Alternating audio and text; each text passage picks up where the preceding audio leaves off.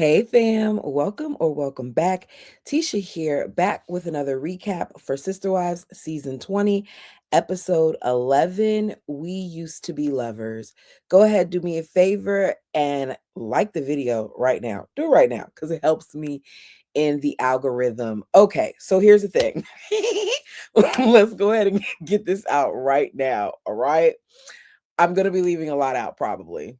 This is probably going to be a little bit more commentary in some sections than others. Just bear with me. That's the first thing. The second thing, some of you all may get upset with my comments in regards to Janelle. And I still feel like Janelle is my fave, but I got to call it like I see it. And I have a problem with her having a conversation with Cody and her not bringing up the fact that he abandoned their kids. I have a problem with her allowing him to steer the conversation in a direction where he talked mostly about the past rather than things that we witnessed within the last 5 or 6 or even 7 years. And I feel like her not coming to her children's defense goes back to me sometimes feeling like Janelle's a little problematic. And I still like her, y'all, but Janelle got her stuff with her too. See, Mary and Christine are more obvious with it. That sometimes, I just I like you, Janelle, but you keep on doing stuff that has me side eyeing you, girl. Because if the roles were reversed and I was to sit down with my son's father and have the type of conversation and the moment that you're having on screen with the bald eagle, where you can call him out on all of the crap that he's done. And rather than doing that, you sit there like, yeah, I know. Oh, wow. Oh, wow. I needed to hear that. Girl, no, get mad. So, my question to you guys is, do you believe Cody's apology? Yes or no? Put it down below. Even for those who don't normally comment, let me know. All right, let's jump into the episode. So, we begin the episode in Vegas with Amber and Mary at this speed dating event. She's told to fill out this questionnaire thing through the phone, and they could either enjoy the bar, they could play a little bit of golf, or they could mingle for a whole hour. She can't get over the fact that they have to mingle with random people for over an hour. Mary, Amber is there. You are not by yourself. You should be able to have a good time. Now, I get some of us are introverts, some of us are extroverts, some of us are ambiverts. That's what I am. I'm a little bit of both. So sometimes these things can feel a little overwhelming at times, but you have your friend there with you. So I don't see, why she even paused to think that was a thing. Anyways, so they sit down and answer these questions and we get to hear some of them. The first one is flirting a form of cheating? Mary feels like it is. And for whatever reason, we go from that to other people commenting on it. As soon as Mary was answering these questions, I knew that we were going to get a confessional moment. So Mary says, in plural marriage, you have to be careful with the flirting. You don't go flirting with one wife in front of another, especially if the other relationship isn't as insecure.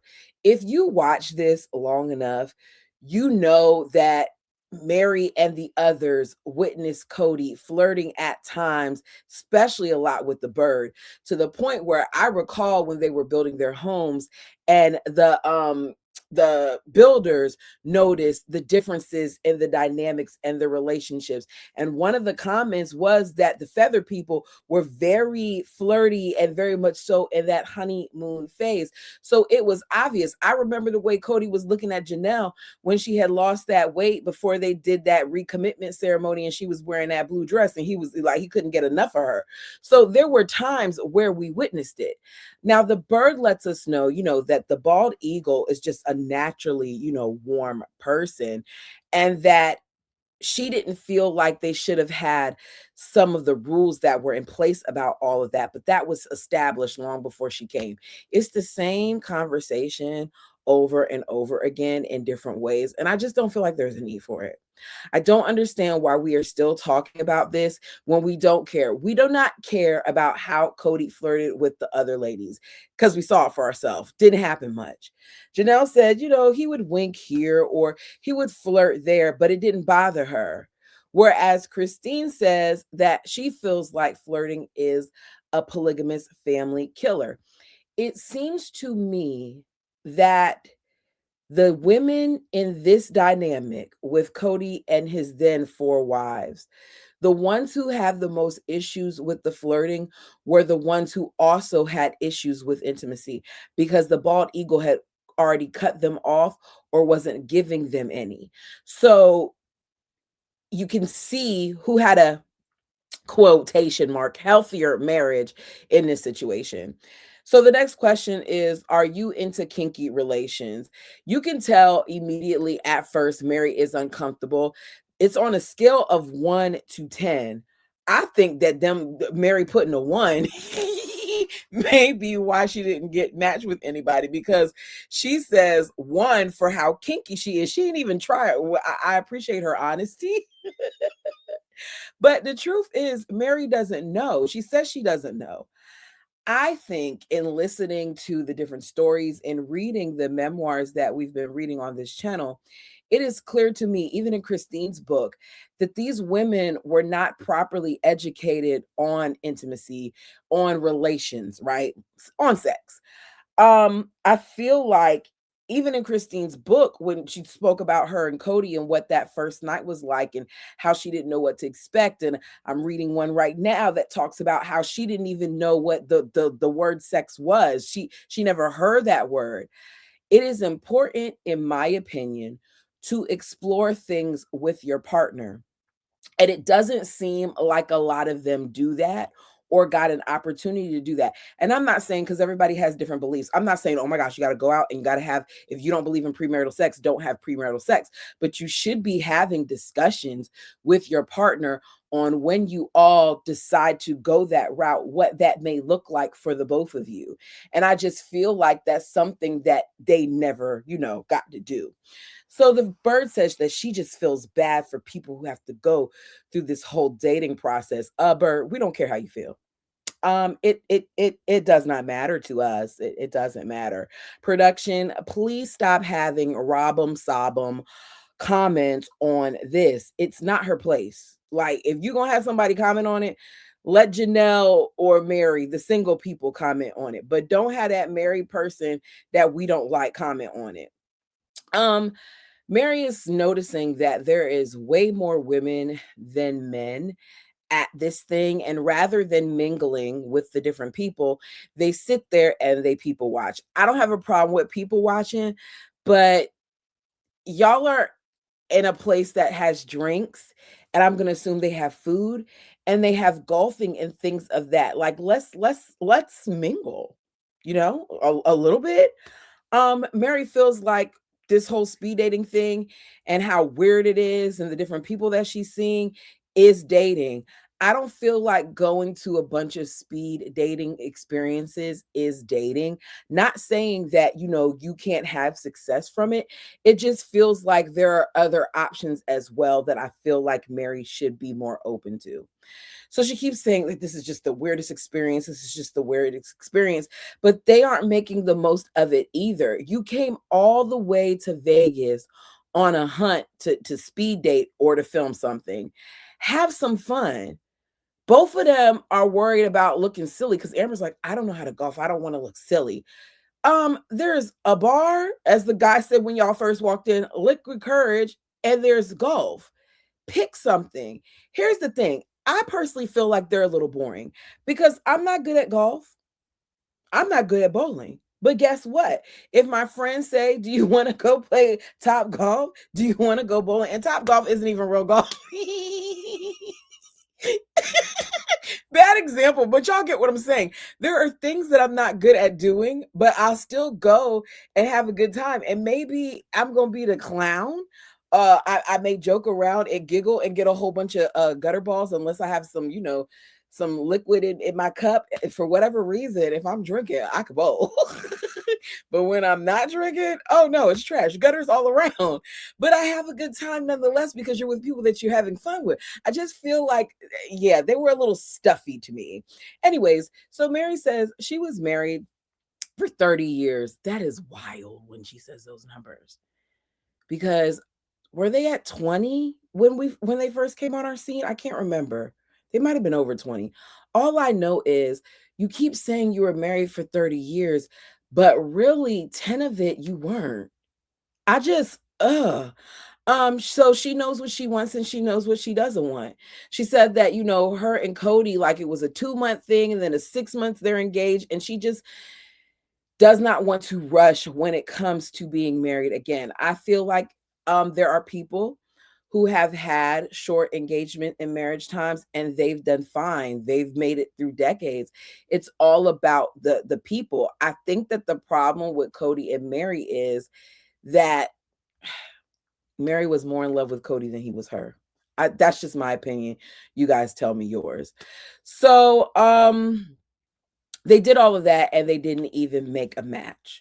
So they go back to Parawan and Jen is back. And to me, this scene that they did in the backyard at Mary's house where they wanted to do something for Jen, this scene is what I wanted to see.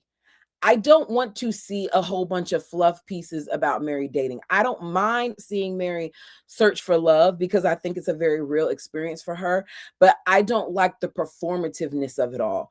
To me, this scene with Jen was one of the more real scenes. I did not feel like they were just like, okay, we're going to film this is what we're going to talk about. Boom. It felt honest to me. So what we're told here is that Jen's husband has been fighting cancer for years. And I guess that it got worse because he's had to do additional things, more radiation and things of that nature. So they know that Jen doesn't like for people to do things for her, even though Jen is always willing to go above and beyond for others. And they want to surprise her by throwing this event for them to raise money. So they meet up in the backyard, and Mary and Amber let Jen know, like, you're going to be upset, but what we want to do is we want to have this bike fundraiser for your husband, right? What we're going to do is we're going to ride around town on the bikes. And for people who do not have bikes, we're going to recommend your store for them to rent bikes, which will also, make them more aware of you being there, kind of like marketing for the shop at the same time.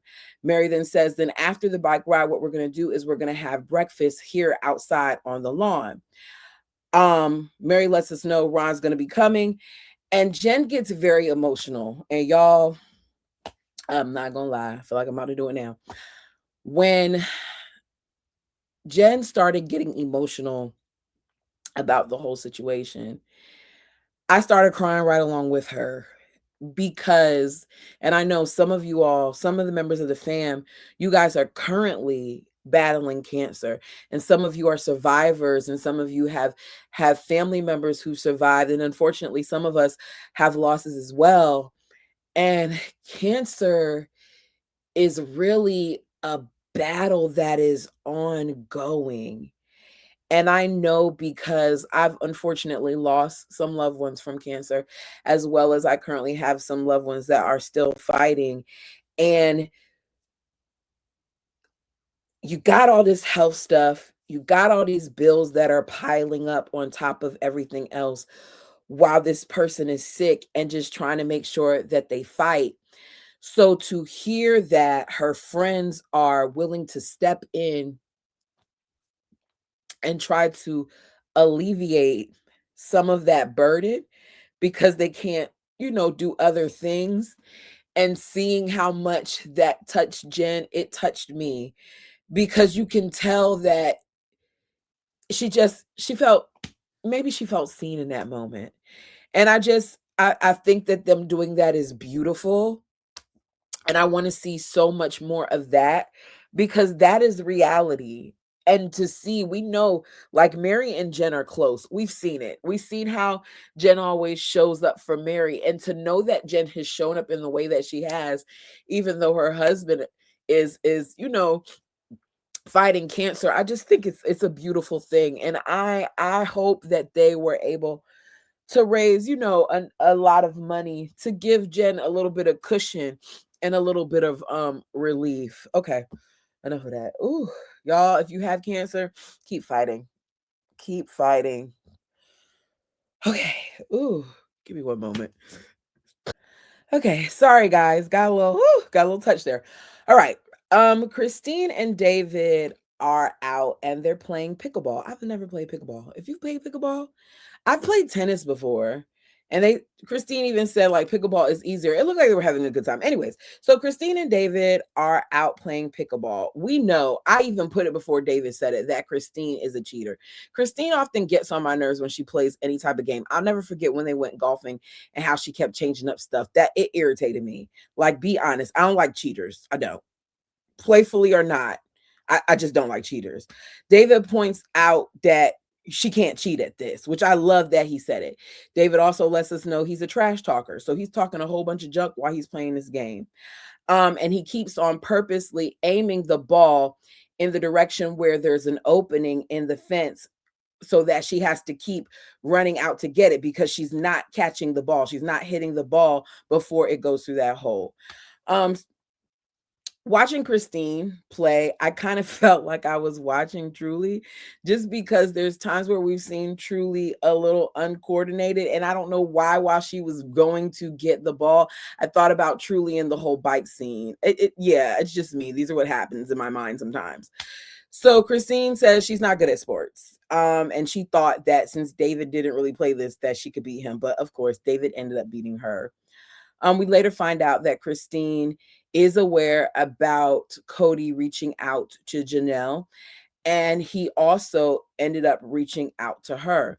She says that Janelle sees it as an olive branch, but she's not sure. She don't really know how she feels about it. She says she doesn't want to ever talk to him again because she doesn't trust him. Her saying that, this is the version of Christine that I was expecting going into this season. I was expecting for her not to want to deal with Cody. I was not expecting a lot of what she presented the first couple of episodes, right? This seemed more genuine to me, where she's talking about how she still gets anxious and things of that nature. So she says that the last several conversations that she's had with Cody have not been good, that each time it bites her. We've seen those conversations. We saw the knife in the kidneys and all those other things. And David is listening to her, and David is, being, I gotta be honest. I was surprised at how positive David was being in the situation, because David's stance is, people do possibly change. And I was thinking to myself, okay, people do change. That is very true. I'm not going to sit here and act like they don't. But has the bald eagle truly changed? Or is he doing what we've been seeing him do with special forces, where he feels this way in one moment and then later redacts his statement, or tries to act like, oh, I only said that because I knew that's what they wanted to hear, or something like that. I don't never know how to take him. So Christine doesn't trust it. She's anxious about it. She's getting a pit in her stomach. And as I'm hearing her talking, I said to myself, well, I didn't say to myself, I wrote it in my notes. Christine is still not over this man. Christine is still very much so presently dealing with a lot of the muck that is left from being in that relationship with him for so many years. And I truly hope, and I've said it more than once, that Christine is getting some help, because it's a lot. That's a lot of years of mess that she has to try to work through. So she says for years he has been mean to her and he put her down. And David reminds her, like, look, if you go, I'm going to be there with you. You'll be fine. You've done so much in these 3 years. You're such a powerful woman. I've seen it. And what Christine basically tells us is David has been pushing for them to improve their communication, basically for the sake of the kids. I appreciate him doing that, but let's be honest here.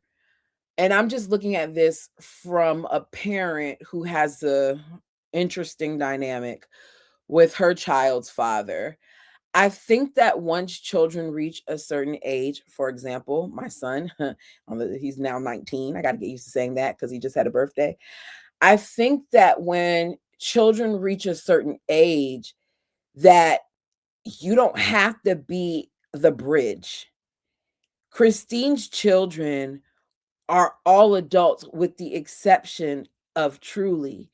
Truly is at an age too where she doesn't need to be as much as a bridge. They still need to communicate from time to time, but she doesn't have to be as much as a bridge because she's older. She has a phone, things of that nature. I feel like him saying that Christine has to show her kids how to have a better relationship with him is once again putting more on the moms than should be. At what point does Cody man up and do the work to actually be a better father? Because that's what needs to happen. She tried to be the better person for years. They all did. And where did that get any of them? She, or I should say, he just wants it to, he feels like if, she helps to do that, that they'll be able to get to this point where they're cordial and they do family things. And Christine said, when she first left, yeah, that's what she wanted. But now she wants them to do that without the adults. She wants the kids to have that. And he feels like, you gotta have a relationship with your kids now. You gotta work on it now. And he worries that Cody's gonna wait so long that it's going to get to the point where looking down the road, they're not going to be there. And I think for some of them, he may already be at that point. So Christine says, if the bald eagle is aggressive towards her, then David will be unglued. I can see David getting upset about it. I can see David being very protective over Christine. I could also see that I don't think that Cody would be disrespectful in front of David. Cody is many things, but I don't know, even with the way that he was with Janelle, I don't see that happening. Not with him being there. David believes that the bald eagle wants to have relationship with his kids, but he doesn't know how. And Christine's like, look, at this point, I feel like he needs to work on his relationship with the kids and putting them first. And I agree. I don't feel like he needs to worry about Christine. I feel like if y'all are going to be cordial and text here and there as your form of communication about Truly, then so be it. But how often does he even come and get Truly? I'm just saying. All right. So we go from that to the main event. Even though he may face, rejection while he's on this apology tour, the bald eagle flew all the way out there to apologize to Janelle. He didn't reach out to his kids. He didn't try to see his grandkids, but he was willing to fly out to see the scene. And by kids, I'm not just talking about Maddie, because we already know Maddie, more than likely he would have tried and Maddie would have been like, no. I'm also talking about McKelty, because McKelty is a few hours away. And if Cody can drive all the way across to go to a wedding and dance around looking like a fool, then he could go drive for a couple hours to talk to his other kids. That's just my opinion. Tell me yours. So Janelle lets us know that when she got the call, she was wondering why now. So curiosity made her come. She said they didn't talk in Coyote Pass, and for whatever reason, when he's around the bird, that he just wants to make sure that nothing, comes the bird's way. Like he's trying to make sure that nothing happens. She's like, it was awkward at Pooville, but here it's just going to be just them. So they have small talk about the weather. You guys, I hate small talk. I don't know why, but it makes me feel uncomfortable. I'm that friend that when I text you, most of the time, I'm not saying good morning, da da da da. I'm just like, what's up? Blah, blah, blah, blah, blah. Or hey, da da da da da. I'm not asking you how you're doing, which sometimes could be bad because you never know what people are going through. But I'm very much so, let's get to the point of this conversation type of person, right? So they hug. which I found he put both arms around her. She did the one arm hug. He pulls out her chair. He's being the perfect gentleman. He then apologizes for being angry. I'm so, I'm apologizing for being angry and so bitter about the family breakup. His anger started before anyone actually left, which makes me look at him sideways for that. So Janelle says, oh wow. I kept thinking, who is this guy? She says at this point, she sees glimpses of the old Cody, but she doesn't recognize him. She feels like he's different now, but then they're both living completely different lives now. Um, I do feel like they are living different lives. I feel like Janelle is actually living the life that she wanted, minus the family, because she wanted the family too. She wanted to do the porch and all that other stuff and have her family and her husband. But at least in this, she's getting the family. She may not have him, but she don't need him. She says she never saw this coming, but she admits that when she left, she didn't mourn him. She mourned the ideal of what they thought they would be. She says they did accomplish the family unit with the kids, though, because they are still siblings. Janelle, did y'all really? Did you mean did you mean to leave out the other kids? Because the core children, the OG3's children, still operate as siblings, but the birds kids, they're not included amongst that number. They don't even have communication with the other children. So did you really accomplish the ideal? She says that she didn't think about him when she left. What she thought about most was the family. She even feels like her focus on the family was so much more important at times that could have been detrimental to them. Let the bald eagle tell it. Her focus was supposed to be on a family. Isn't that what he told Christine back when they did their whole anniversary trip where they brought along the therapist Nancy, when Christine was trying to make the exercise about the family, no, not about the family, about her and Cody, as Nancy had instructed, and Cody instead made it about the family. She wanted to make it about the relationship. He didn't. So I feel like if Janelle had tried to make it about her dynamic, then he would have seen her as selfish. He says, "Aren't you glad I was angry? It's a compliment to you. If I had been apathetic, it would have meant you weren't important. Then that means that everybody was important because you were mad at everybody." And I just feel like even the way he said that and the way she was smiling got on my nerves because Janelle started giggling at it. She's like, now, I don't know if that laugh was like, "Oh, this fool needs to get out of my face with this," or if this laugh was like, "Oh, I'm just so happy to be sitting across from him," or if it was a little bit of both. But I was like, Janelle, where's all that energy that you have in confessionals? Where's the confessional gangster at who throws slick shade and stuff like that at a bald eagle in his face? You're giving different energy here. So he says his anger and his bitterness was all from attachment. I said, huh? But then I realized because he says that him and Janelle used to be lovers. I think mhm, based on Janelle, and her leather pants and her rock concerts and whatever else she was going to that we didn't get to see.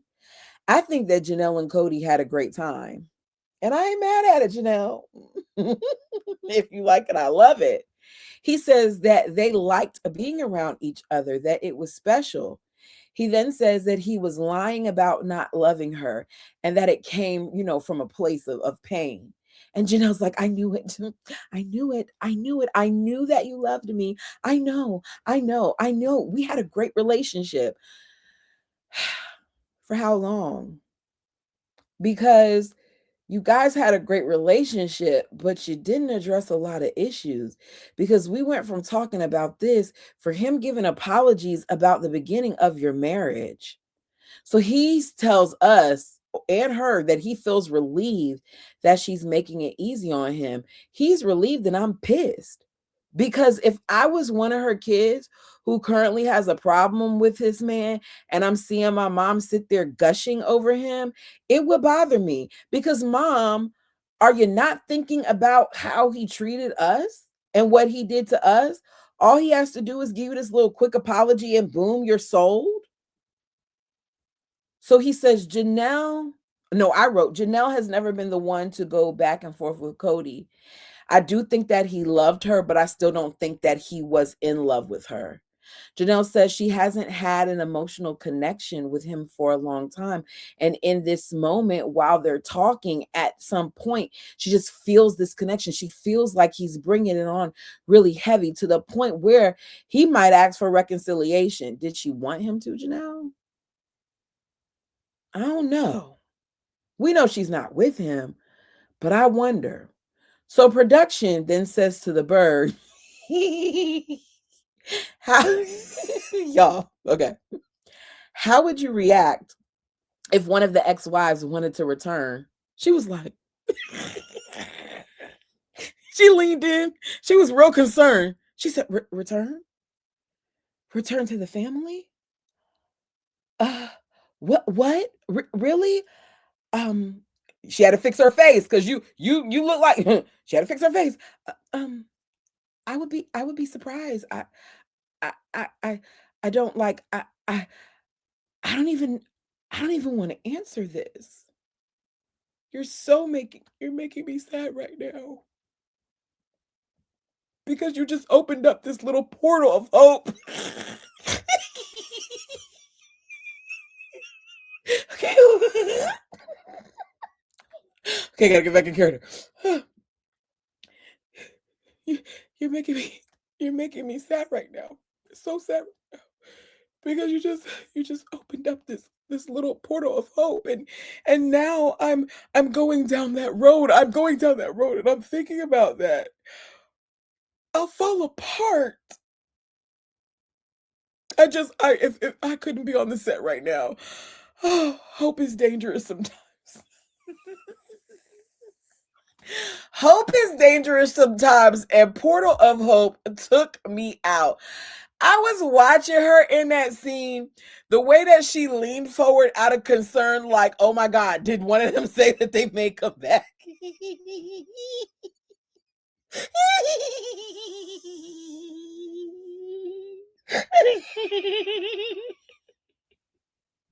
I was watching her and I said, I cannot believe that they fell for this crap. Little birdie, girl, you have to work on your acting, darling, because the facial expressions while you were talking, they didn't give hope. They gave panic. They gave despair. Like her stomach dropped the moment that the producer said it. Like, did they have a conversation? Did Cody not tell me about a conversation they had? Like, are they going to get back together? Okay. Okay. So the bald eagle then admits that he's been a bastard for 3 to 4 years. He made some mistakes in plural marriage. He says that he wishes he saw the need for him and Janelle to protect their special place, that they had a tenderness and a sweetness, and he feels like he put her in harm's way and he didn't step up to protect her. Understand, this statement is all about Mary. It's all about Mary. He says he wasn't man enough, brave enough, strong enough to protect her because she didn't feel safe in that place. Now, Janelle is moved by this because she says she did want him to stand up for her and she thanks him.